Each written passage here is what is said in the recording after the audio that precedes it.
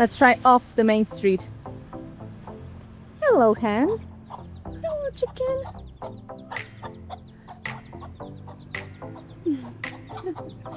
She doesn't know what to do. I'm not gonna take it, chicks.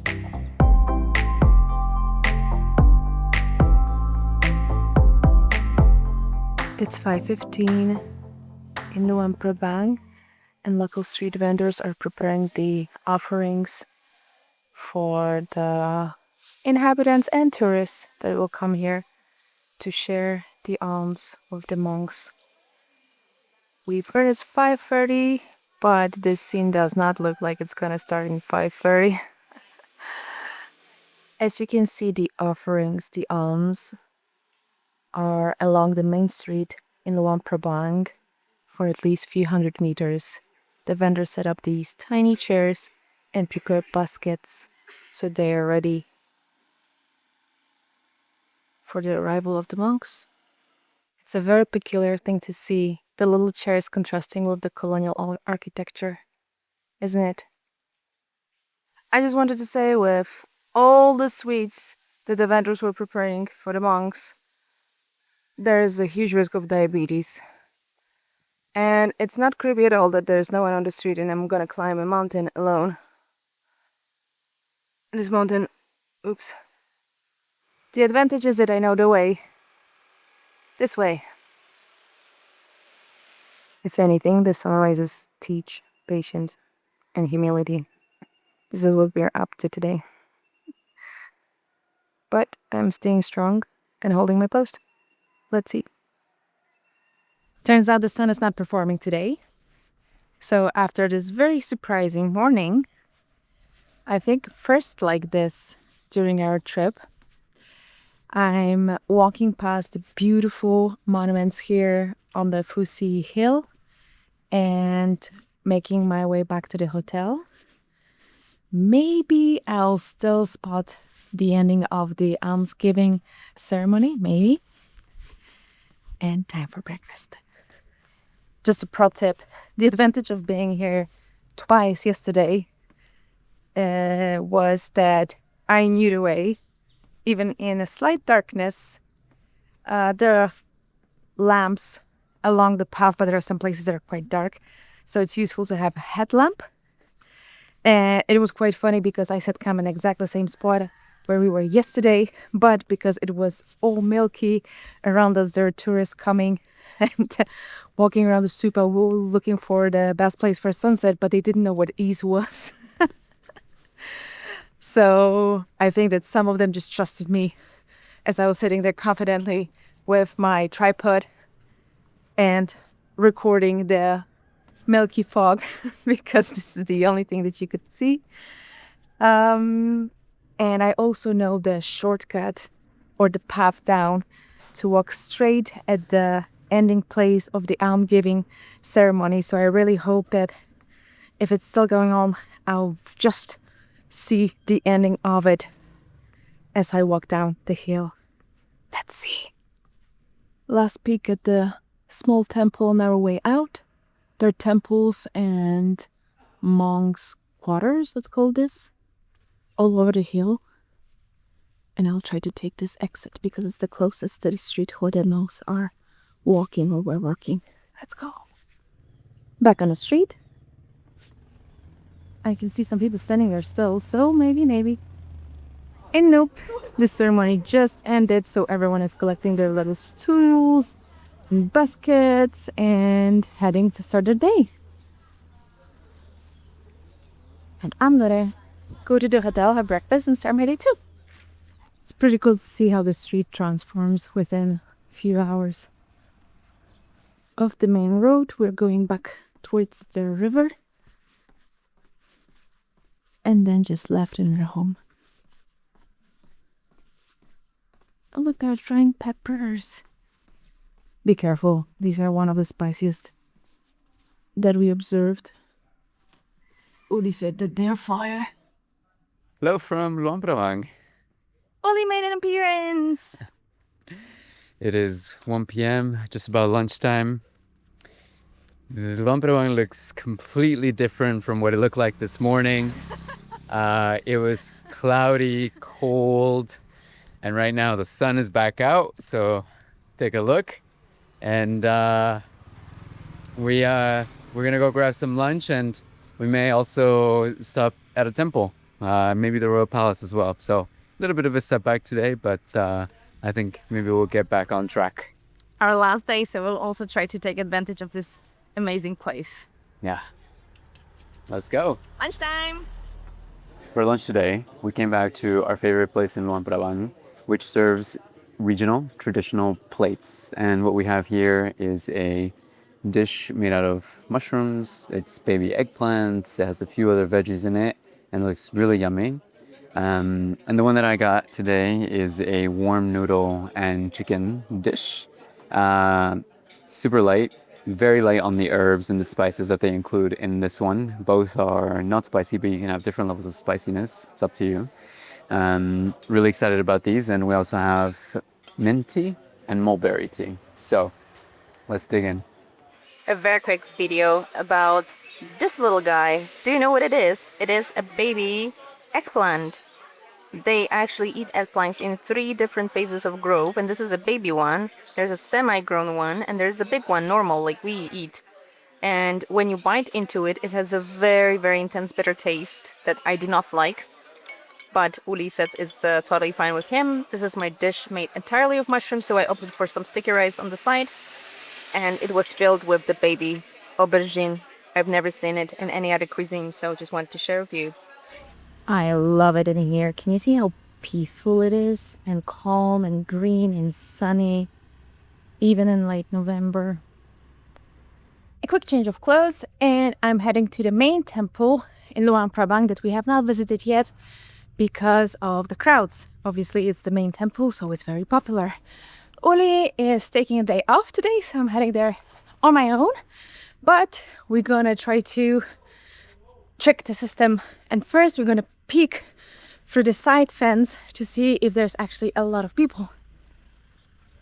And if there are a lot of people, I'll go to the museum first. Let's go. I decided to go in. The place looked quite abandoned. I just got my ticket for 20,000 kip. And let's discover this beautiful place. Exciting. It was a perfect time to come here. It's a little bit hot, but everyone is at the lunch break right now. So except from few people, I basically have the place to myself and just look behind me at the beautiful temples. The place is exceptional. Apparently comes from the 16th century. And in here, we're going to see a few temples that I did not see from through the fence. We were peeking a little bit on the first day, but there are beautiful paintings on the outside walls. So I will want to go to find this fence and see this building up close. Let's go.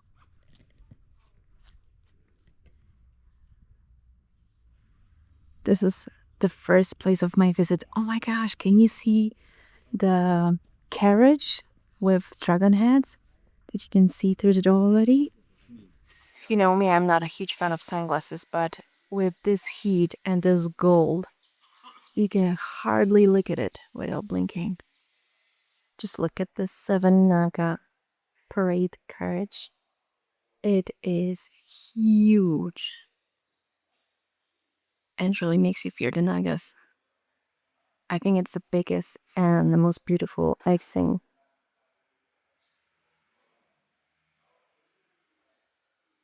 What I love about temples here in Laos is very intense colors, often obtained through use of small pieces of glass or metal with really intense blue and green and red shades.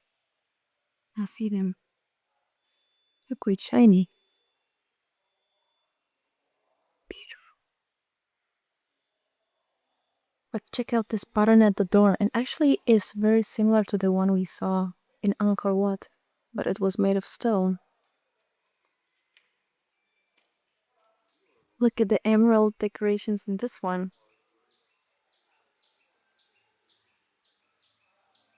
What is very unique about this temple is the use of black paint. Nearly all walls are black, which contrasts very nicely with the gold.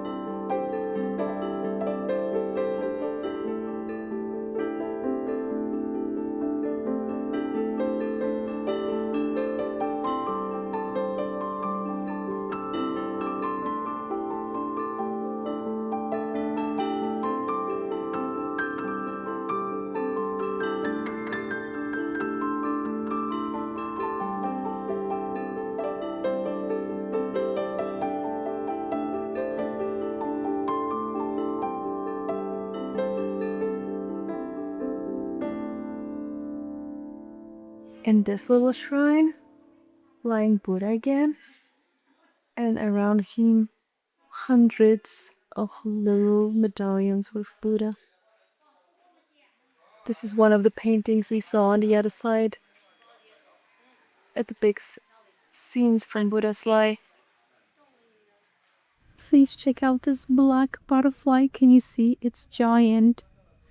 It's basically the size of my hand.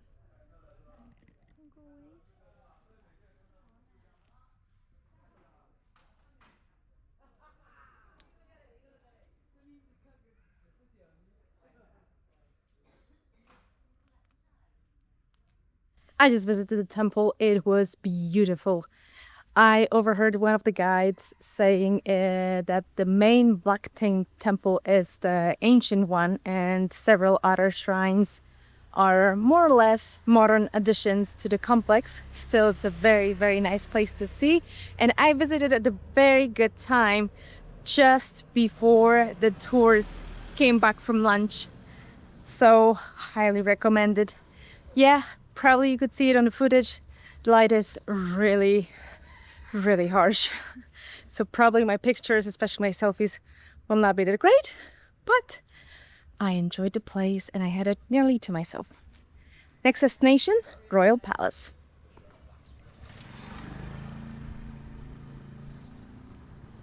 We told you that the city is signed to the UNESCO Heritage List, and we showed you several colonial buildings. So maybe now, as I'm walking from one end to the other, maybe it's time to show you a little bit of more traditional architecture, and this is one of the buildings. If I spot some of the smaller houses, I'll show them to you too. Colonial, colonial, colonial. Colonial again. I didn't spot many traditional houses, but it was the main street. So on my way back, I'll try to wander a little bit to the side streets to spot them for you, because we've seen them and they are here in Luang Prabang. And as you can see, I reached the National Museum, the old Royal Palace. I expect crowds there. Probably in this heat, this is a nice activity to do in the afternoon, even though I can see through the little gate that there's also a big park area. So I'm really curious because I literally have no idea about this place. Let's discover it together. Bad news. The best example of you snooze, you lose. I was pretty certain that the museum closes at 5. It turns out it closes at 4. And it's literally 16 minutes to 4, and the last entry is half an hour before the closing, so I'm late by 14 minutes. So what we're left with is just sneak through the gate, so we stay hungry for more the next time we come back.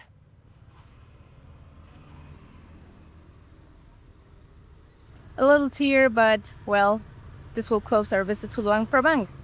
We're left with the night market, where I'm gonna go crazy.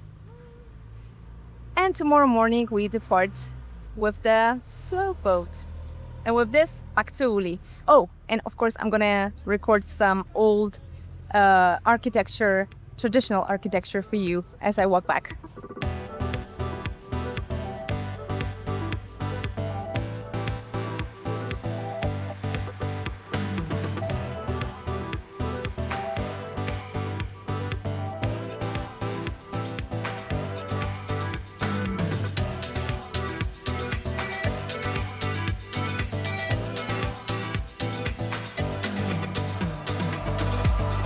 You see, it's made on pillars, usually with a balcony or a terrace, and made of wood with some small elements made of bricks.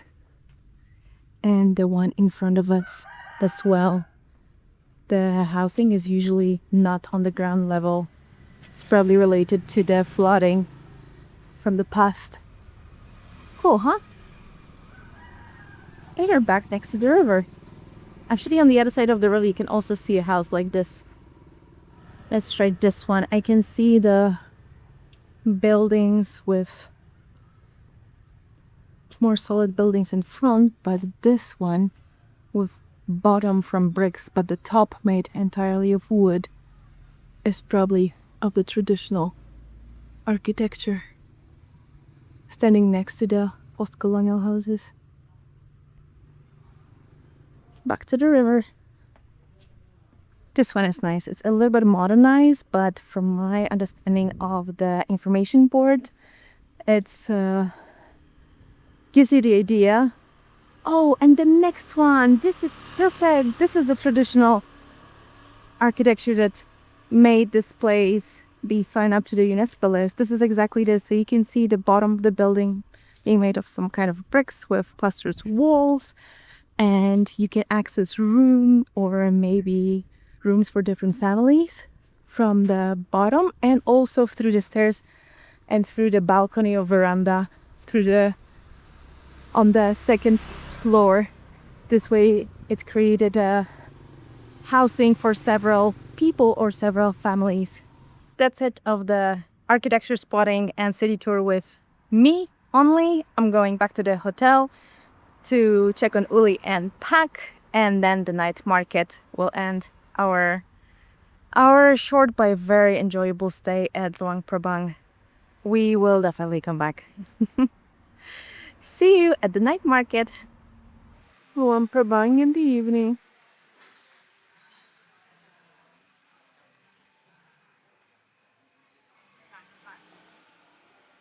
I'm on a market and I did some crazy shopping, and in the meantime I met a lady who was selling these sweets from her basket, and I already ate half, sorry for that. But you basically have, I think this is a sweet purple potato, you have some sticky rice, you have matcha in here. I think this one is made of banana, and all of this is covered in coconut, and obviously it is delicious, and I paid 10,000 keep for the entire bunch rolled in this banana leaf. Do you remember Jajar Pasar in Indonesia? It's funny how all of this like links together. So, cheers! Now that I am full of the street food sweets, I can show you a little bit of what I bought, because I promise you that I'm gonna buy so much. And I did! So first of all, these tiny things, they're just so cute, so they'll be tiny souvenirs. I actually bought them for a few friends who ordered them because I sent several people pictures of these beautiful things that are available in the market. So this is number one. They're shaped like hearts and little balls. Super cute and super tiny. So this is number one. The Bomb Project aluminum spoon for my brother, with a little description of history about how many bombs were dropped on Laos during the Vietnam War or American War in Vietnam. And now local communities that still find them make these little spoons, which is a little bit controversial and we can talk about it. But, well, I purchased one to support the project, and also this is a crazy thing to have a spoon made of bombs dropped on Laos without any reason. Next one is a scarf. It's a semi-silk scarf, kind of, I think, made here locally. It says 100% silk, but the prices that they were giving me in other stalls were triple for real silk, but I love it anyway, so I bought it for mom. I really hope she likes the pattern because it was total decision paralysis. There's so many beautiful things out there that like I just couldn't choose. Then there is a cotton scarf for myself. I spent like half an hour choosing because also there's so many patterns, so I opted for this one. I love it. And yeah, maybe I'll even wear it tomorrow. And the last one that I was dreaming of is the skirt. I told you already that local women, it's a little bit big, so I'll have to do it like this. Wear those long skirts. And I bought myself one and I'm gonna wear it proudly. It's actually pretty cool because you actually go inside the skirt like this, and then you adjust the length and you fold it, and this is when you clip it so it matches and it's tied on your waist. This is the pattern I selected. Unfortunately, later I found like 20 more beautiful skirts that I would love to buy, but I already got this one and Uli only gave me that much money. And I didn't take credit cards, so but it's beautiful. So I love it, and I'm gonna wear it on various occasions. Look at this pattern.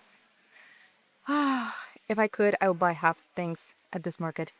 I told you already. So super happy, back to the hotel and getting ready for our trip tomorrow.